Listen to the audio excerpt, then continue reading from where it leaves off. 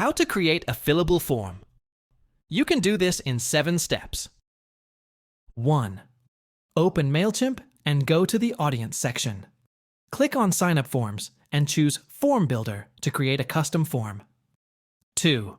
Add the necessary fields such as name, email, phone number, and any custom fields required. Ensure the form is simple and user-friendly. 3. Customize the form's design. Use Mailchimp's tools to match the form to your brand colors and style for a professional look. 4. Set up form responses. Configure automated confirmation messages or redirect users to a thank you page after submission. 5. Generate the form's embed code.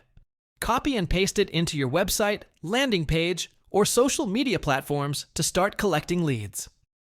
6. Test the form before publishing. Fill it out yourself to check if the data is being correctly collected in your Mailchimp audience. 7. Promote your form through email campaigns, social media, and website pop-ups to maximize lead generation.